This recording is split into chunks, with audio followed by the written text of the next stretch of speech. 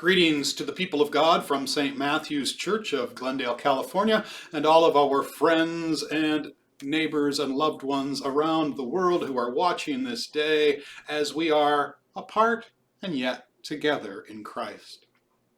Our devotion for this Tuesday of Holy Week is the reading of the Passion story according to St. Luke.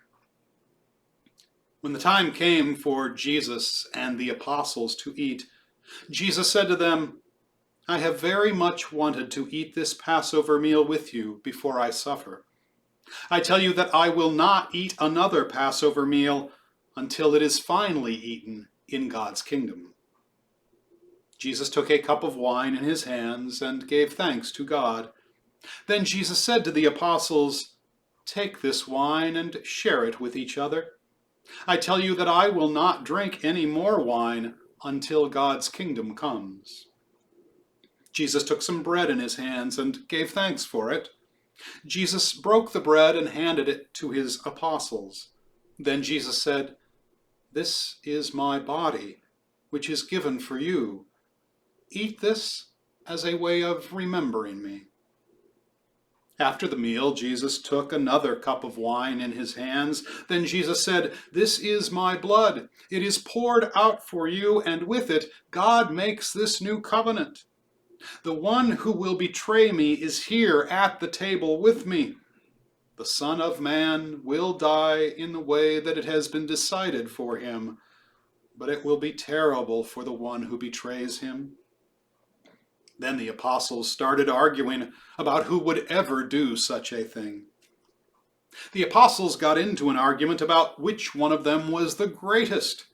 So Jesus told them, "Foreign kings order their people around, and powerful rulers call themselves everyone's friends.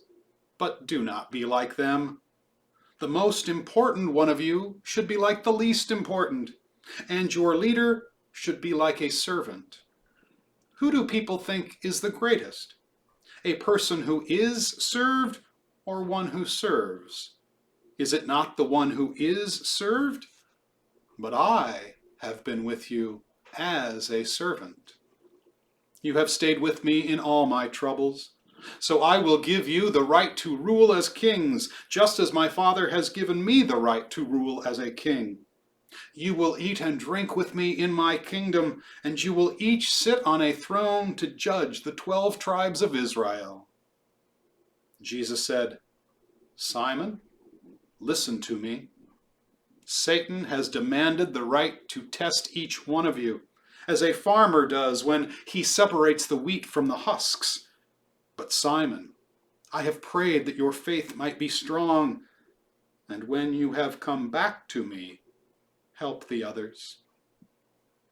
Peter said, "Lord, I am ready to go with you to jail and even to die with you." Jesus replied, "Peter, I tell you that before a rooster crows tomorrow morning, you will say 3 times that you do not know me." Jesus asked his disciples, "When I sent you out without a money bag or a traveling bag or sandals, did you need anything?" "No," they answered. Jesus told them, "But now, if you have a money bag, take it with you. And if you have a traveling bag, and if you don't have a sword, sell some of your clothes and buy one. Do this because the scriptures say, 'He was considered a criminal.' This was written about me, and it will soon come true." The disciples said, "Lord, here are 2 swords." "Enough of that," Jesus replied. Jesus went out to the Mount of Olives, as he often did, and his disciples went with him. When they got there, he told them, "Pray that you will not be tested." Jesus walked on a little way before he knelt down and prayed, "Father, if you will, please do not make me suffer by having me drink from this cup, but do what you want and not what I want." Then an angel from heaven came to help him. Jesus was in great pain and prayed so sincerely that his sweat fell to the ground like drops of blood. Jesus got up from praying and went over to his disciples. They were asleep and worn out from being so sad. Jesus said to them, "Why are you asleep? Wake up and pray that you will not be tested." While Jesus was still speaking, a crowd came up. It was led by Judas, one of the 12 apostles. Judas went over to Jesus and greeted him with a kiss. Jesus asked Judas, "Are you betraying the Son of Man with a kiss?" When Jesus' disciples saw what was about to happen, they asked, "Lord, should we attack with a sword?" One of the disciples even struck at the high priest's servant with his sword and cut off the servant's right ear. "Enough of that," Jesus said. Then he touched the servant's ear and healed it. Jesus spoke to the chief priests, the temple police, and the leaders who had come to arrest him. Jesus said, "Why do you come out with swords and clubs and treat me like a criminal? I was with you every day in the temple, and you did not arrest me. But this is your time. Darkness is in control." Jesus was arrested and led away to the house of the high priest, while Peter followed at a distance. Some people built a fire in the middle of the courtyard and were sitting around it. Peter sat there with them, and a servant girl saw him. Then after she looked at him carefully, she said, "This man was with Jesus." Peter said, "Woman, I don't even know that man." A little later, someone else saw Peter and said, "You are one of them." "No, I am not," Peter replied. About an hour later, another man insisted, "This man must have been with Jesus. They both come from Galilee." Peter replied, "I do not know what you are talking about." Right then, while Peter was still speaking, a rooster crowed. The Lord turned and looked at Peter. And Peter remembered that the Lord had said, "Before a rooster crows tomorrow morning, you will say 3 times that you do not know me." Then Peter went out and cried bitterly. The men who were guarding Jesus made fun of him and beat him. They put a blindfold on him and said, "Tell us who struck you." They kept on insulting Jesus in other ways. At daybreak, the nation's leaders, the chief priests, and the teachers of the law of Moses got together and brought Jesus before their council. They said, "Tell us, are you the Messiah?" Jesus replied, "If I said so, you would not believe me. And if I asked you a question, you would not answer me. But from now on, the Son of Man will be seated at the right side of God." Then they asked, "Are you the Son of God?" Jesus answered, "You say I am." They replied, "Why do we need any more witnesses? He said it himself." Everyone in the council got up and led Jesus off to Pilate. They started accusing him and said, "We caught this man trying to get our people to riot and to stop paying their taxes.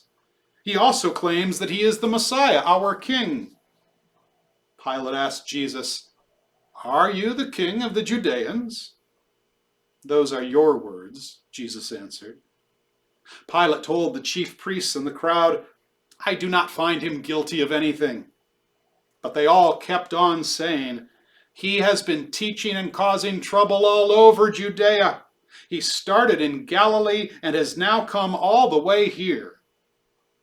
When Pilate heard this, he asked, "Is this man from Galilee?" After Pilate learned that Jesus came from the region ruled by Herod, Pilate sent Jesus to Herod, who was in Jerusalem at that time. For a long time, Pilate had wanted to see Jesus, and he was very happy because he finally had his chance. He had heard many things about Jesus and hoped to see Jesus work a miracle. Herod asked Jesus a lot of questions, but Jesus did not answer. Then the chief priests and the teachers of the law of Moses stood up and accused Jesus of all kinds of bad things. Herod and his soldiers made fun of Jesus and insulted him. They put a fine robe on him and sent him back to Pilate. That same day, Herod and Pilate became friends, even though they had been enemies before this.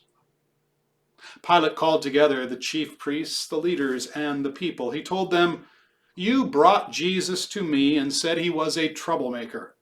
But I have questioned him here in front of you, and I've not found him guilty of anything that you say he has done. Herod did not find him guilty either and sent him back. This man does not deserve to be put to death.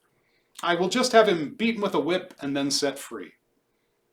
But the whole crowd shouted, "Kill Jesus!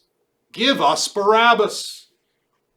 Now Barabbas was in jail because he had started a riot in the city and had murdered someone. Pilate wanted to set Jesus free, so he spoke again to the crowds, but they kept shouting, "Nail him to a cross! Nail him to a cross!" Pilate spoke to them a third time, "But what crime has he done? I have found him guilty of nothing for which he should be put to death. I will have him beaten with a whip and set free." The people kept on shouting as loud as they could for Jesus to be put to death. Finally, Pilate gave in. Pilate freed the man who was in jail for rioting and murder because he was the one the crowd wanted to be set free. Then Pilate handed Jesus over for them to do what they wanted to him. As Jesus was being led away, some soldiers grabbed hold of a man from Cyrene named Simon. He was coming in from the fields, but they put the cross on him and made him carry it behind Jesus. A large crowd was following Jesus, and in the crowd a lot of women were crying and weeping for him. Jesus turned to the women and said, "Women of Jerusalem, do not cry for me. Cry for yourselves and for your children. Someday people will say, 'Women who never had children are the really fortunate.' At that time everyone will say to the mountains, 'Fall on us.' They will say to the hills, 'Hide us.' If this can happen when the wood is green, what do you think will happen when it is dry?" 2 criminals were led out to be put to death with Jesus. When the soldiers came to the place called the Skull, they nailed Jesus to a cross. They also nailed 2 criminals to crosses, one on each side of Jesus. Jesus said, "Father, forgive these people. They do not know what they are doing." While the crowd stood there watching Jesus, the soldiers gambled for his clothes. The leaders insulted Jesus by saying, "He saved others, now he should save himself, if he really is God's chosen Messiah." The soldiers made fun of Jesus and brought him some wine. They said, "If you are the king of the Judeans, save yourself." Above him was a sign that said, "This is the king of the Judeans." One of the criminals hanging there also insulted Jesus by saying, "Are you not the Messiah? Save yourself and save us." But the other criminal told the first one off, "Do you not fear God? Are you not getting the punishment you deserve, like this man who does not? We got what was coming to us, but he did not do anything wrong." Then he said to Jesus, "Remember me when you come into your power." Jesus replied, "I promise you that today you will be with me in paradise." Around noon, the sky turned dark and stayed that way until the middle of the afternoon. The sun stopped shining, and the curtain in the temple split down the middle. Jesus shouted, "Father, I have put myself into your hands." Then Jesus died. When the Roman officer saw what had happened, he praised God and said, "Jesus must truly have been a good man." A crowd had gathered to see the terrible sight. Then, after they had seen it, they felt broken-hearted and went home. All of Jesus' close friends and the women who had come with him from Galilee stood at a distance and watched. There was a man named Joseph who was from Arimathea in Judea. Joseph was a good and honest man, and he was eager for God's kingdom to come. He was also a member of the council, but he did not agree with what they had decided. Joseph went to Pilate and asked for Jesus' body. He took the body down from the cross and wrapped it in fine cloth.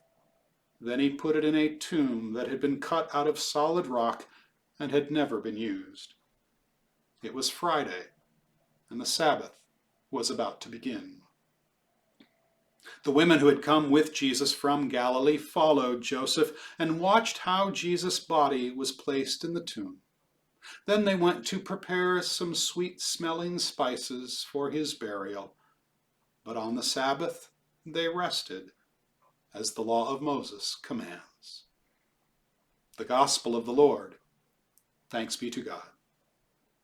Our Father, who art in heaven, hallowed be thy name. Thy kingdom come, thy will be done, on earth as it is in heaven. Give us this day our daily bread, and forgive us our trespasses as we forgive those who trespass against us. Lead us not into temptation, but deliver us from evil. For thine is the kingdom, and the power, and the glory, forever and ever. Amen.